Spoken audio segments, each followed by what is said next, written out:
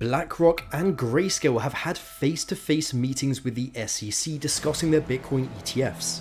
The SEC commissioner wants a Bitcoin ETF. I have an exclusive internal letter CZ sent out to his employees. JP Morgan turns more bullish on crypto after the Binance situation, and much more. This video is not financial advice, read disclaimers on the screen. So BlackRock met with the SEC to discuss the structure of their Bitcoin spot ETF. And they included a couple slides in relation to in-kind versus cash creation. Based on this, it looks like BlackRock prefers an in-kind for their BTF, which apparently makes sense because it's probably the cleanest structure for them and end investors. If you guys aren't aware, in-kind basically just means that people can swap their Bitcoin for a Bitcoin ETF. Cash creation means people can pay for the ETF in cash. And yet, here's a link to the letter on the official SEC site, which does confirm that they've been meeting with them. We can see right here a bunch of people from BlackRock and also a bunch of people from the NASDAQ stock market. Now, the SEC also had meetings with Grayscale, another company vying to get a Bitcoin spot ETF. And Grayscale had meetings with the SEC's Division of Trading and Markets yesterday, the division in charge of approving or denying 19B4s. And this is one of the type of applications that Grayscale had to submit and had to get approved for their Bitcoin spot ETF to be accepted. According to James Safer, who is reporting on this, he also heard rumblings of other potential spot Bitcoin ETF issuers meeting with the SEC in the last week or so. Now, in one of Grayscale's meetings with the SEC, they disclosed that it reached a transfer agency and service agreement with BNY Mellon for its spot Bitcoin ETF. Now, by securing this agreement with BNY Mellon for transfer agency and services, Grayscale is making progress in fulfilling the regulatory and operational requirements for its ETF. And yet this agreement is really important because it ensures that the ETF's operations, including tracking and servicing investor transactions, will be carried out by a reputable financial institution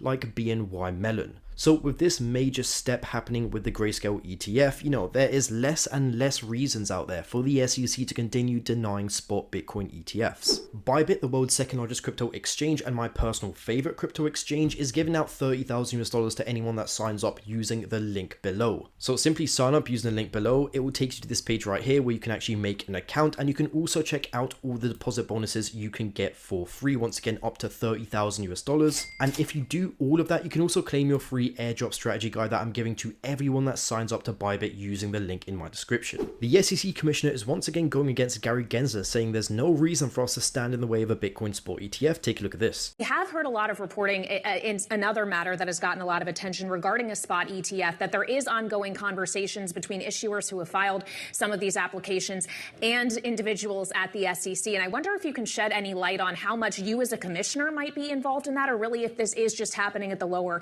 staff level at the moment.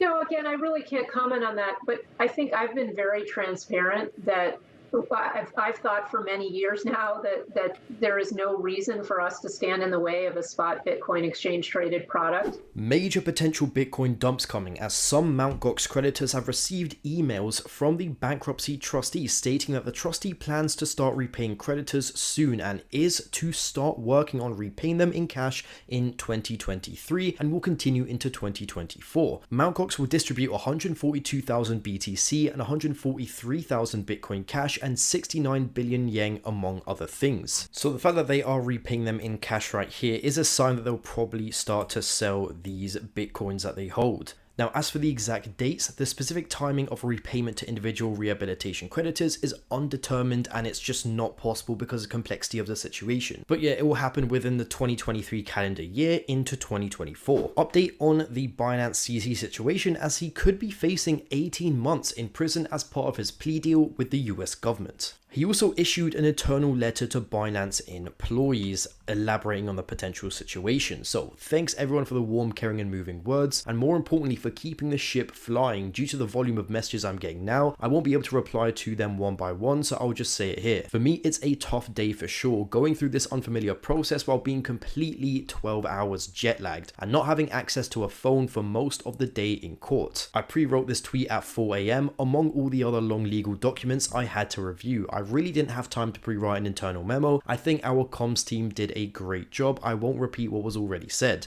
I just want to say I am proud of your work today in the past and into the future. Binance will be fine. I will have to deal with some pain, but will survive. Could it be alluding to the potential 18 months in prison right here? we will get through, although with some changes in structure. It might not be a bad thing when we look back in a few years' time. I needed a break anyway, and now I got it. While you guys must continue to work hard and not complain about me being lazy. He then mentions a Star Trek quote to lighten the mood. JP Morgan is now more bullish on cryptocurrencies, as they said that the Binance settlement is positive as it eliminates potential systematic risk from a hypothetical collapse. Here's exactly what they said. We see the prospect of settlement as positive, as uncertainty around Binance itself would subside and its trading and smart chain business would benefit, according to a JP Morgan analyst. For crypto investors, the prospect of settlement would see the elimination of a potential systematic risk emanating from a hypothetical Binance collapse. And I'd say this was probably one of the largest worries I saw in crypto as a whole, and something I was personally worried about myself. So it kind of feels like a massive weight was lifted off of the shoulders from crypto, as we no longer really have to worry about this,